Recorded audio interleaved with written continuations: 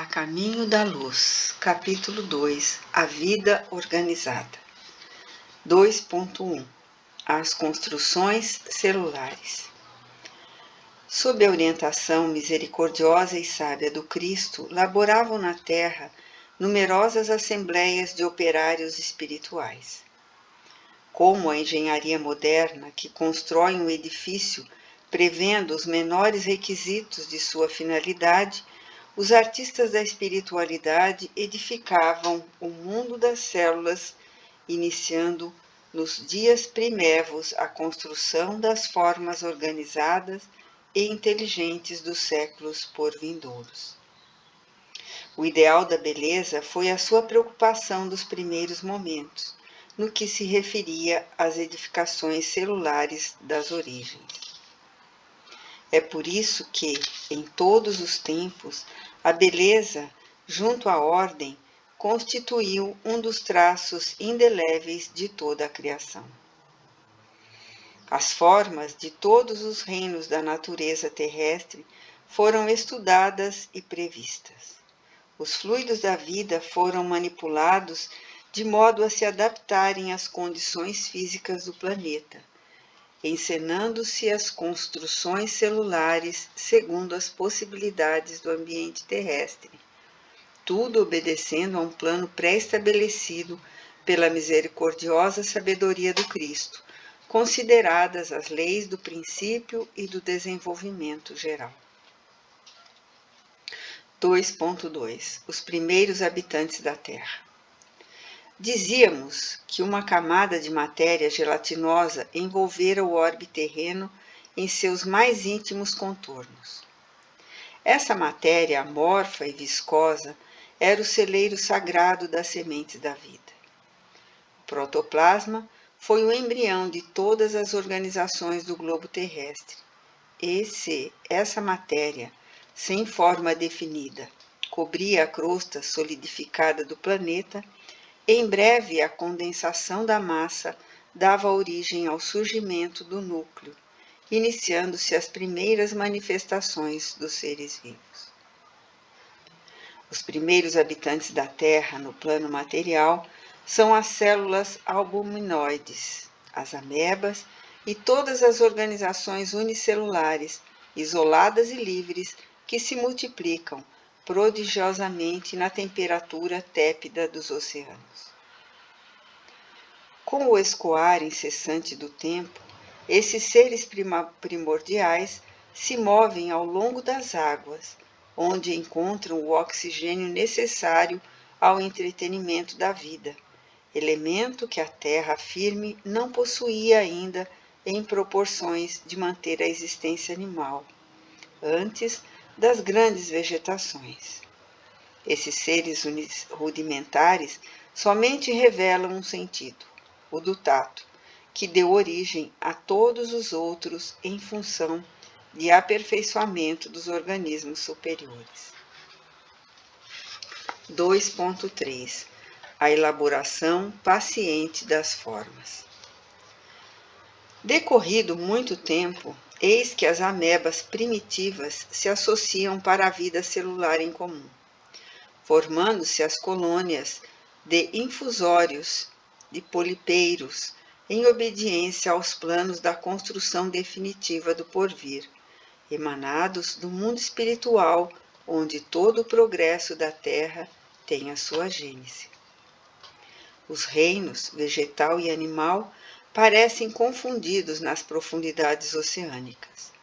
Não existem formas definidas nem expressão individual nessas sociedades de infusórios, mas desses conjuntos singulares formam-se ensaios de vida que já apresentam caracteres e rudimentos dos organismos superiores.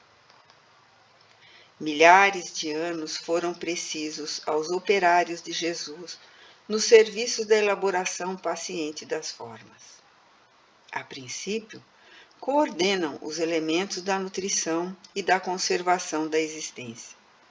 O coração e os brônquios são conquistados, e após eles formam-se os pródromos celulares do sistema nervoso e dos órgãos da procriação, que se aperfeiçoam, definindo-os nos seres.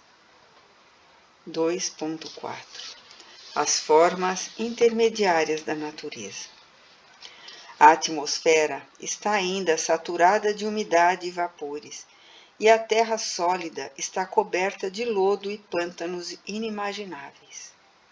Todavia, as derradeiras convulsões interiores do orbe localizam os calores centrais do planeta, restringindo a zona das influências telúricas necessárias à manutenção da vida animal. Esses fenômenos geológicos estabelecem os contornos geográficos do globo, delineando os continentes e fixando a posição dos oceanos, surgindo desse modo as grandes extensões de terra firme, aptas a receber as sementes prolíficas da vida. Os primeiros crustáceos terrestres são um prolongamento dos crustáceos marinhos. Seguindo-lhe as pegadas, aparecem os batráquios, que trocam as águas pelas regiões lodosas e firmes. Nessa fase evolutiva do planeta, todo o globo se veste de vegetação luxuriante, prodigiosa, de cujas florestas opulentas e desmensuradas, as minas carboníferas dos tempos modernos são os petrificados vestígios. 2.5 Os ensaios assombrosos. Nessa altura, os artistas da criação inauguram novos períodos evolutivos no plano das formas. A natureza torna-se uma grande oficina de ensaios monstruosos. Após os répteis, surgem os animais horrendos das eras primitivas. Os trabalhadores do Cristo, como os alquimistas que estudam a combinação das substâncias, na retorta de acuradas observações, analisam igualmente a combinação prodigiosa dos complexos celulares, cuja formação eles próprios haviam delineado, executando com as suas experiências uma justa aferição de valores, prevendo todas as possibilidades e necessidades do porvir.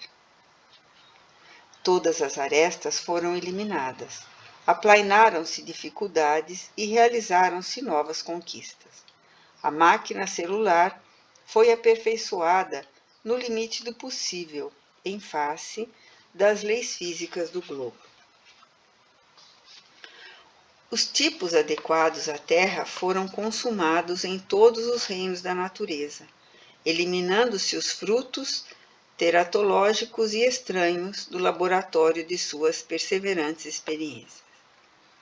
A prova da intervenção das forças espirituais nesse vasto campo de operações é que, enquanto o escorpião, gêmeo dos crustáceos marinhos, conserva até hoje, de modo geral, a forma primitiva, os animais monstruosos das épocas remotas, que lhe foram posteriores, desapareceram para sempre da fauna terrestre, guardando os museus do mundo as interessantes reminiscências de suas formas atormentadas.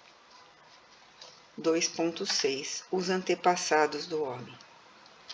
O reino animal experimenta as mais estranhas transições no período terciário, sob a influência do meio em face dos imperativos da lei de seleção. Mas o nosso raciocínio ansioso procura os legítimos antepassados das criaturas humanas, nessa imensa vastidão de proscênio da evolução anímica.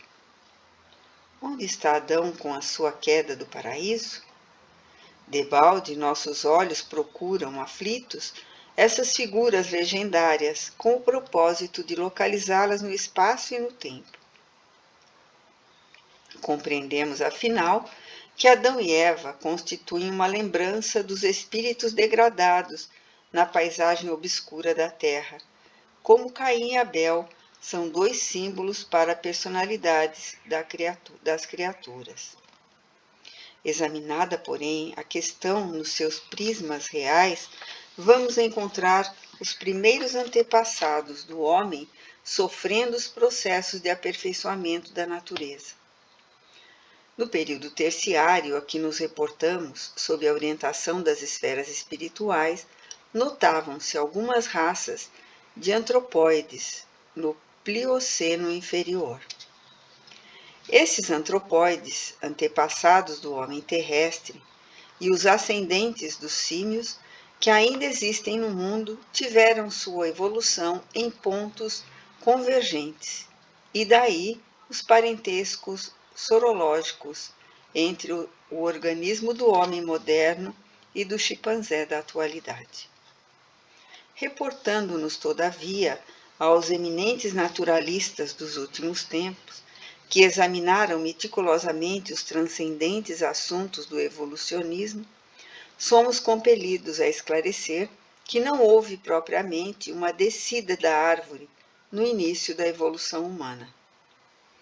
As forças espirituais que dirigem os fenômenos terrestres, sob a orientação do Cristo, estabeleceram, na época da grande maleabilidade dos elementos materiais, uma linhagem definitiva para todas as espécies, dentro das quais o princípio espiritual encontraria o processo de seu acrisolamento em marcha para a racionalidade.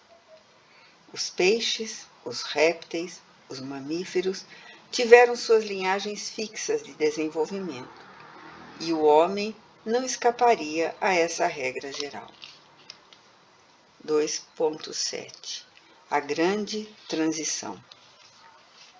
Os antropóides das cavernas espalharam-se, então, aos grupos pela superfície do globo, no curso vagaroso dos séculos, sofrendo as influências do meio e formando os pródromos das raças futuras em seus tipos diversificados. A realidade, porém, é que as entidades espirituais auxiliaram o homem do sílex, imprimindo-lhe novas expressões biológicas. Extraordinárias experiências foram realizadas pelos mensageiros do invisível. As pesquisas recentes da ciência sobre o tipo de Neandertal, reconhecendo nele uma espécie de homem bestializado, e outras descobertas interessantes da paleontologia, quando o homem fóssil, são um atestado dos experimentos biológicos a que procederam os prepostos de Jesus, até fixarem no primata os característicos aproximados do homem futuro. Os séculos correram ao seu velário de experiências penosas sobre a fronte dessas criaturas de braços alongados e de pelos densos, até que um dia as hostes do invisível operaram uma definitiva transição no corpo perispiritual pré-existente dos homens primitivos nas regiões siderais e em certos intervalos de suas reencarnações.